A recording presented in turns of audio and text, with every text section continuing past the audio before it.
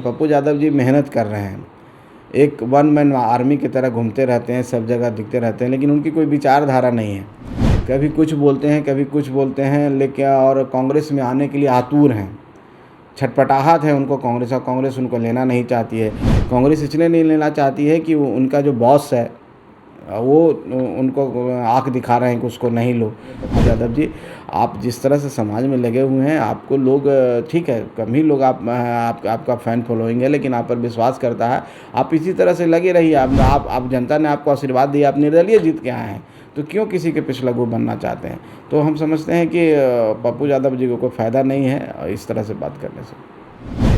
नमस्कार, मेरा नाम प्रेमी और आप देख रहे हैं फर्स्ट बिहार झारखंड। बिहार में अकेले लड़ना चाहिए कांग्रेस को। देखिए, कांग्रेस के जब से कृष्ण अल्लावारू प्रभारी बने तब से कई निर्णायक फैसले लिए गए, उसके बाद अध्यक्ष भी बदले हैं। देखिए किस तरीके से जब सवाल किया गया कि तेजस्वी के नाम पर कांग्रेस के लोग सहमति नहीं जता रहे हैं, तो किस तरीके से जो बिहार में मंत्री हैं संतोष कुमार सुमन, उन्होंने बड़ा बयान दे दिया। पप्पू यादव को लेकर भी सवाल किया गया है। पप्पू यादव लगातार कांग्रेस के लिए काम कर रहे हैं, पर देखिए किस तरीके से संतोष कुमार सुमन है वो तमाम चीज़ों को लेकर अपनी बातों को रख रहे हैं। सबसे पहले हम आपको वो सुनवाते हैं। तेजस्वी यादव कह रहे हैं कि छेड़ेंगे तो छोड़ेंगे नहीं अमित शाह को। अगर पिता को लेकर के सवाल उठा रहे हैं तो बेटा जो है उनका छोड़ने वाला नहीं है। अब तो वही कैरेक्टर है उनका, जो चरित्र है वो चरित्र सामने नज़र आ रहा है कि हम किस तरह के हैं। जंगल राज क्यों कहा गया था? जंगल राज का क्या मायने है? जब उनकी सरकार थी तो जंगल राज कहा गया था। अराजकता थी, लूट था, हत्याएं होती थी, दिन में लोग निकलते नहीं थे, घर में पैक रहते थे, नरसंहार का दौर था। उस दौर के युवराज हैं, तो माइंडसेट तो वही रहेगा ना। तो वही भाषा बोलेंगे, हिंसात्मक भाषा जिसको होता है वो बोलेंगे। ये सब बात ना करके हम राजनीतिक तरीके से विरोध कर सकते हैं, स्वस्थ परंपरा के तहत विरोध सकते हैं, विचारधारा पर विरोध कर सकते हैं, लेकिन वो कहते हैं कि छेड़ेंगे तो छोड़ेंगे नहीं। ठीक है, उनकी अपनी मर्जी है, जो करना है तो जनता मालिक है। तेजस्वी यादव कह रहे हैं कि अमित शाह के पास डाटा सही नहीं है, गलत डाटा लेकर बिहार पहुंच जाते हैं।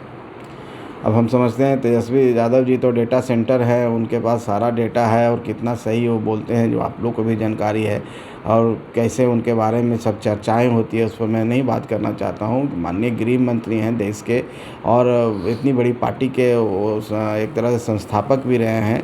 अब उनके बारे में कोई टिप्पणी करे तो अजीब सा लगता है, लेकिन करने दीजिए, जनता सब समझती है। संतोष सुमन जी, मीसा भारती कर रही हैं कि गृह मंत्री अमित शाह बिहार आए थे, उन्होंने कहा बीजेपी की सरकार बनाइए, एनडीए की सरकार बनाइए।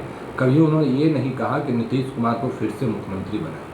अब उनको सुनना ही नहीं देता है। अमित शाह जी तो खुल के पहले बोल चुके हैं कि माननीय नीतीश कुमार जी के ही अगुवाई में, और उस गोपालगंज के मंच पर भी बोले हैं कि नीतीश कुमार जी ही नेता रहेंगे, नीतीश कुमार जी ही हमारे नेता। का मतलब क्या होता है? नेता का मतलब होता है कि जो एनडीए का नेता हो, जो गठबंधन का नेता हो, वही मुख्यमंत्री बनेगा।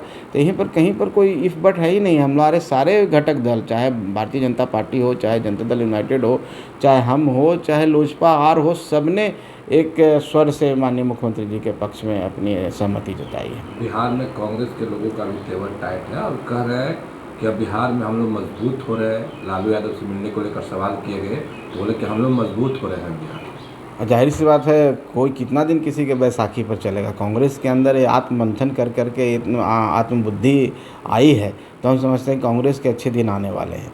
और जब तक वो राजद के बैसाखी पर रहेंगे, राजद के साथ चलेंगे, तो वो इसी तरह से परजीवी बन के रहेंगे। उनको तो अकेले लड़ना चाहिए चुनाव। इतनी बड़ी पार्टी है देश में, इतने साल 40 साल देश का शासन करने वाली पार्टी आज बिहार में एक रीजनल पार्टी के पिछलग्गू बना हुआ है। अच्छा, बिहार में दलित वोटर, पिछड़ा अति पिछड़ा को लुभाने में कांग्रेस के लोग लगे हुए हैं। क्या लगता है एनडीए को इस पर कितना घाटा सामना होगा इस पर? देखिए, हर पार्टी का अपना अधिकार है। लोकतांत्रिक व्यवस्था के तहत उनको भी हर जगह वोट मांगने का अधिकार है। उनको मांगने दीजिए, उससे कोई फ़र्क थोड़ी पड़ने वाला है। एनडीए के साथ सब दलित, महादलित, समाज के हर वर्ग के लोग हैं। एनडीए का मतलब कोई एक एम बाई नहीं है। एनडीए का मतलब है कि सभी लोग, समाज के सब तबके का वोट एनडीए मांगती है, और सब तबके का समर्थन उनको मिलता है।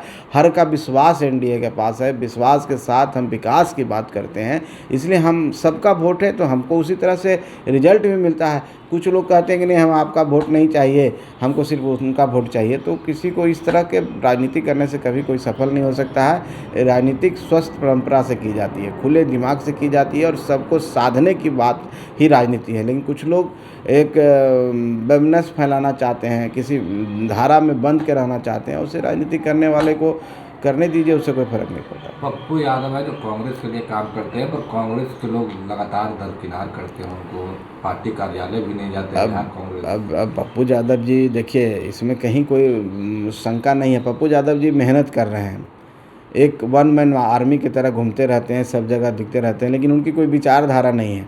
कभी कुछ बोलते हैं, कभी कुछ बोलते हैं, लेकिन और कांग्रेस में आने के लिए आतुर हैं, छटपटाहट है उनको कांग्रेस, और कांग्रेस उनको लेना नहीं चाहती है। कांग्रेस इसलिए नहीं लेना चाहती है कि उनका जो बॉस है वो उनको आँख दिखा रहे हैं कि उसको नहीं लो। अब बेचारे पप्पू यादव जी अर्जी पर अर्जी दिए जा रहे हैं, लेकिन हम पप्पू यादव जी के आपके माध्यम से कहेंगे, पप्पू यादव जी आप जिस तरह से समाज में लगे हुए हैं, आपको लोग ठीक है कम ही लोग आपका फ़ैन फॉलोइंग है, लेकिन आप पर विश्वास करता है। आप इसी तरह से लगे रहिए। आप जनता ने आपको आशीर्वाद दिया, आप निर्दलीय जीत के आए हैं, तो क्यों किसी के पिछलग्गू बनना चाहते हैं? तो हम समझते हैं कि पप्पू यादव जी को कोई फ़ायदा नहीं है इस तरह से बात करने से। तो अभी आप संतोष कुमार सुमन को सुने थे, बिहार सरकार में मंत्री हैं, जीतन राम मांझी के बेटा हैं। देखिए किस तरीके से अपनी बातों को रख रहे थे, वो तमाम बयान हमने आपको सुनवाया। फिलहाल के लिए